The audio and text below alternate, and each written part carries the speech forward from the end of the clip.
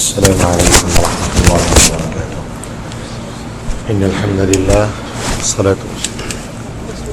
الحمد لله والصلاة والسلام على خير خلق الله نبينا محمد وعلى آله وصحبه ومن والاه أما بعد.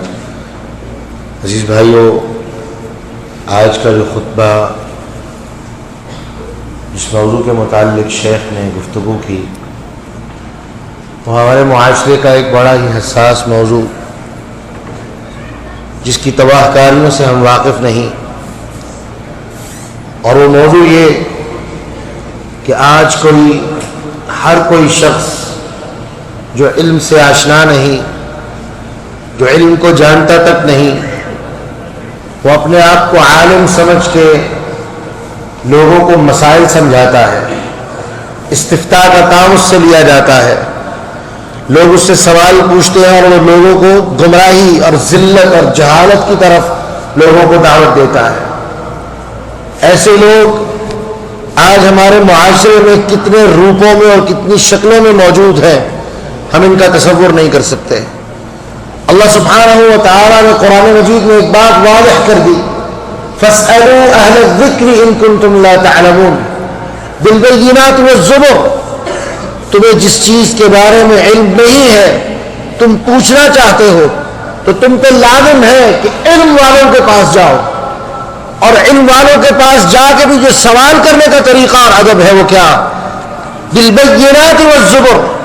انہیں بھی جا کے واضح طور پہ کہو کہ جناب میرا یہ مسئلہ ہے، مجھے اس کا جواب چاہیے، لیکن دلیل کے ساتھ مجھے جواب دیا جائے، مجھے میرے سوال کے متعلق ایک دلیل دی جائے، تاکہ واضح ہو جائے کہ یہ شخص ہمیں گمراہی کی طرف بلانے والا نہیں ہے، ذلت کی طرف بلانے والا نہیں ہے، بلکہ اس کے پاس ایک دلیل موجود ہے، اور وہ دلیل اللہ کی کتاب سے ہوگی، وہ محمد رسول اللہ صلی اللہ علیہ وسلم کے فرمان سے ہوگی۔ اور آج ایسے دعات موجود ہیں، ایسے لوگ موجود ہیں، ایسے مفتیان موجود ہیں جن کے پاس آپ فتویٰ لے کے جائیں اور آپ ان سے دلیل مانگیں، وہ جواب میں کیا کہیں گے کہ تمہیں میرے علم کے بارے میں کوئی شک ہے؟ شیخ نے مثالیں دی ائمہ محدثین کی، وہ مغرب وہاں سے 40 سوال لکھ کے امام مالک کے پاس بھیجے گئے، اور امام مالک نے جواب میں کیا کہا؟ مجھے صرف 2 سوالوں کے جواب کا پتہ ہے، 2 کے جواب میں جانتا ہوں، باقی جتنے سوال ہیں میں ان کے بارے میں نہیں جانتا۔ لوگوں نے کہا اتنا بڑا عالم، اور کہتا مجھے نہیں پتا۔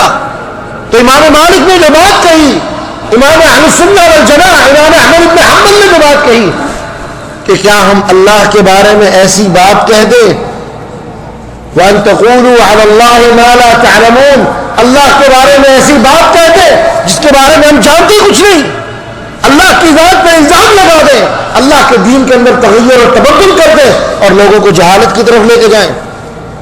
جناب ابو بکر رضی اللہ تعالیٰ عنہ رسول اللہ صلی اللہ علیہ وسلم کے وہ صحابی ہیں جو ابتدائی زمانے میں مسلمان ہوئے، پہلے صحابی، ان سے کوئی بات پوچھتا تو وہ جواب میں کہتے مجھے نہیں پتا۔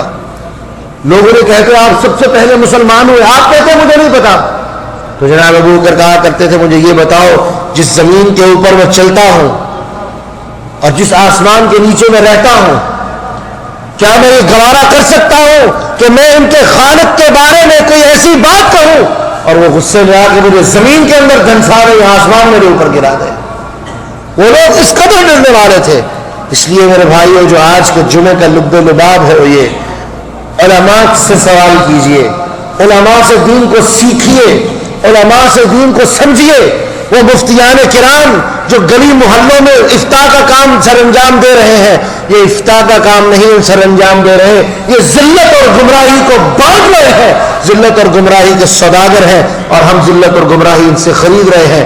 یہ وہ دعات ہیں جو جہنم کی طرف لے کے جانے والے ہیں اور جہنم کی طرف بلانے والے ہیں۔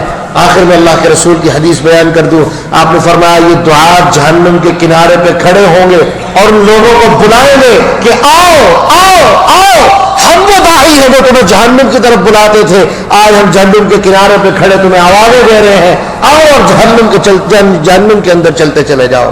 اللہ ہمیں اس سے محفوظ فرمائے اور ہمیں دین کو صحیح معنوں میں سمجھنے کی توفیق عطا فرمائے، اور اللہ ہمیں ایسے تمام امور جو ہمیں دین کے اندر گمراہی کی طرف لے کے جائے، اللہ ہمیں ایسے امور سے بچنے کی توفیق عطا فرمائے۔ وآخر دعوانا الحمدللہ رب العالمین۔